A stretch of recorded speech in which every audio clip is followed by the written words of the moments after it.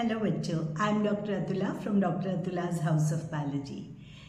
Biomolecules का 4th video आज हम टेकअप कर रहे हैं। अभी हम बात करेंगे पॉलीसेकेराइड्स की और न्यूक्लिक एसिड का बचा हुआ कंटेंट। तो polysaccharides, as the name indicates, poly means multiple, many, saccharine word sugar के लिए स्टैंड करता है। तो बहुत सारे शुगर्स के, कार्बोहाइड्रेट्स के मोनोमर्स को मिलाकर हम एक पॉलीसेकेराइड फॉर्म करते हैं। तो ये कार्बोहाइड्रेट्स की पॉलीमेरिक फॉर्म है पॉलीसेकेराइड। पॉलीसेकेराइड्स में हमारे पास सबसे पहले हम बात करेंगे एक मोनोमर की। तो मोनोमर ग्लूकोज है जैसे, तो ग्लूकोज के मल्टीपल यूनिट्स आपस में कनेक्टेड रहेंगे। तो वो जो कनेक्शंस हैं, बॉन्ड्स हैं, they are the glycosidic bonds. Glycosidic bonds dehydration से फॉर्म होते हैं। तो शुगर्स में बनने वाले बॉन्ड्स को हम ग्लाइकोसिडिक बॉन्ड्स बोलते हैं।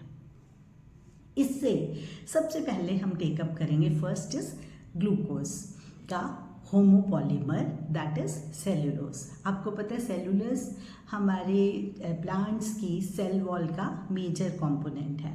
तो मल्टीपल ग्लूकोज के यूनिट्स को अगर हम एक चेन में डिपिक्ट करें तो it becomes cellulose. It is a homopolymer. तो आपको दो ही चीज़ें याद रखनी है किसी भी पॉलीमेरिक सब्सटेंस में, जैसे एक वो होमोमर है या पॉलीमर है, हेट्रोमर है, या दूसरा इसका मोनोमर कौन सा है। तो सबसे पहले सेल्यूलोज, उसके बाद हम बात करते हैं इनुलिन की। इनुलिन जो है वो फ्रक्टोज से फॉर्म होता है, फ्रक्टोज का पॉलीमर है वो। तो डेलिया की रूट्स के अंदर इनुलिन होता है। जब हमने किडनी फंक्शन स्टडी करने होते हैं तो इनुलिन को यूज़ करते हैं। अब बात करते हैं नेक्स्ट की, दैट इज ग्लाइकोजन। तो आपको पता है एनिमल्स में स्टोरेज का प्रोडक्ट ग्लाइकोजन, प्लांट्स में storage product is starch. Starch और ग्लाइकोजन दोनों का बेसिक स्ट्रक्चर जो है वो सेम ही रहता है, they are monomers of glucose. अब अगर हम इसका स्ट्रक्चर देखें तो हमारी बुक में प्रोवाइडेड है डायग्रामेटिक रिप्रेजेंटेशन। तो इसमें क्या होता है, जो राइट हैंड साइड वाला एंड है that is called reducing and, और लेफ्ट साइड वाला एंड जो है that is called non reducing. तो रिड्यूसिंग में क्या होगा, फ्री एल्डिहाइड ग्रुप CHO होगा, तो या मतलब फ्री कीटोन ग्रुप होगा, CO ग्रुप। जो नॉन रिड्यूसिंग पार्ट है उसमें नहीं होगा। दूसरी चीज़ क्या है, इसमें एक सिंपल जो अनब्रांच स्ट्रक्चर है, दूसरा ब्रांच स्ट्रक्चर है। इन दोनों की डिपिक्शन आप इसमें फिगर में देख सकते हो। बिल्कुल ग्लाइकोजन से रिजेंबल करता हुआ स्टार्च, इसमें सिंपल जो है unbranch structure that is amylose, और साथ में अमाइलोपेक्टिन अटैच्ड है। ये इसके मोनोमर्स हो जाते हैं। अब हम बात करते हैं नेक्स्ट उसकी, दैट इज काइटिन। तो जो काइटिन है वो भी होमोपॉलीमर है, एन एसिटाइल ग्लूकोजामीन का होमोपॉलीमर ये बना होता है। तो बेसिकली अगर हम देखें जो ग्लाइकोजन और स्टार्च है उनका स्ट्रक्चर कुछ इस टाइप का होता है कि ना उसमें कम्प्लेक्स हेलिक्स वाले स्ट्रक्चर्स होते हैं, जिन स्ट्रक्चर्स की वजह से वो आयोडीन को होल्ड कर लेता है। तभी जो स्टार्च है वो आयोडीन सोल्यूशन में ब्लू टर्न हो जाता है और ग्लाइकोजन जो है रेड टर्न हो जाती है। इनके कंट्रास्ट में सेल्यूलोज के पास ऐसा कोई भी तरीका प्रेजेंट नहीं होता, क्योंकि वो हेलिकल स्ट्रक्चर्स नहीं प्रेजेंट है, इसलिए वो आयोडीन को ट्रैप नहीं कर पाता अपने में, इसीलिए वो कलर जो है वो उसका चेंज नहीं होता in the presence of iodine. अब जो प्लांट की सेल वॉल है वो हमें पता है सेल्यूलोज की बनी होती है। इसी तरह जो काइटिन है वो fungal cell wall as well as जो एक्सोस्केलेटन होता है इंसेक्ट्स का, उनमें उनका एक मेजर कंपोनेंट है काइटिन। हम कहते हैं ना chitinous exoskeleton is present in cockroach. तो आपने जब इंसेक्टा पढ़ा तो उसमें ये हमने टेकअप किया था। ये बेसिकली इतना है कंटेंट पॉलीसेकेराइड्स का। तो कई बार क्या होता है कि कुछ ना अमीनो शुगर्स जो हैं वो भी प्रेजेंट होती हैं।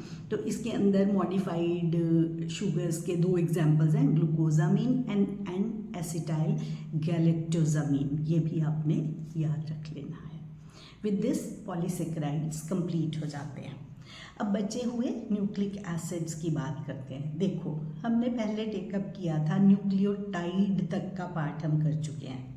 सबसे पहले नाइट्रोजीनस बेसिस, ये रिपीटिशन है। नाइट्रोजीनस बेसिस क्या है? प्यूरीन्स एंड पिरामिडिन्स। प्यूरीन्स में एडेनिन एंड ग्वानिन, पिरामिडिन में CTU चंडीगढ़ ट्रांसपोर्ट यूनियन से साइटोसिन, थायमिन एंड यूरिसिल। अब जो नाइट्रोजीनस बेसिस एंड शुगर्स आपस में, शुगर का अभी हमने किया, ग्लाइकोसिडिक बॉन्ड होता है। नाइट्रोजीनस बेसिस ने आपस में जो बनाना है that is hydrogen bond. Nitrogenous base का शुगर के साथ जो बॉन्ड बनेगा दैट इज ग्लाइकोसिडिक बॉन्ड। यहाँ पर न्यूक्लिक एसिड्स में अगर वो DNA है तो वो डीऑक्सीराइबोस शुगर अपने में कैरी करेगा, which means second carbon of ribose sugar पर उसके पास H ग्रुप है। वेयर एज राइबोस में OH की प्रेजेंस होती है सेकेंड कार्बन पे, that's why we call it deoxy, means removal of oxygen. ये एक मेजर डिफरेंस है, deoxyribose sugar and ribose sugar, DNA and RNA में प्रेजेंट होना। दूसरा मेजर डिफरेंस DNA और RNA में है, that is nitrogenous base thymine is replaced by uracil in case of RNA। तो ये हो गए हमारे पास न्यूक्लिक एसिड्स के डिफरेंसेस। रिपीट करते हैं, nitrogenous base plus sugar plus phosphate से न्यूक्लियोटाइड्स बने थे, वही मल्टीपल न्यूक्लियोटाइड्स को मिला दो तो पॉलीन्यूक्लियोटाइड्स, वही polynucleotides double stranded structure of DNA and single stranded structure of RNA with 2 structural differences वो बनाते हैं। Uracil is nothing but thymine is nothing but 5-methyl uracil. तो केमिकली थोड़ा स्टेबल स्ट्रक्चर होता है। इसके अलावा अब हम अगर कर ही रहे हैं तो हल्का सा पासिंग रेफरेंस करेंगे। DNA का डबल हेलिकल स्ट्रक्चर होता है जिसमें एक टर्न में 10 बेस पेयर्स, DNA का diameter 20 angstrom, 36 degree angle each base with the next base pair बनाता है। एंड इसकी जो बॉन्ड्स हैं, A कॉम्प्लीमेंटैरिटी का रूल होता है, A एंड T बॉन्ड करते हैं डबल बॉन्ड के साथ, G एंड C बॉन्ड करते हैं ट्रिपल बॉन्ड के साथ। इसके अलावा पिच ऑफ द मतलब पर बेस पेयर अगर हम देखें, pitch of DNA is 34 angstrom. क्योंकि 10 बेस पेयर्स हैं इन टर्न्स में, तो वो जो सिंगल बेस पेयर्स में आपस में जो वेरिएशन है पर बेस पेयर है दैट इज 3.4 एंगस्ट्रॉम। तो ये आपको जब ये फैक्ट्स पूछे जाएं तो आपको दिमाग में उसके यूनिट्स को भी रखना है। तो इसके साथ हमारा ये वाला पार्ट जो है up to nucleic acids complete होता है।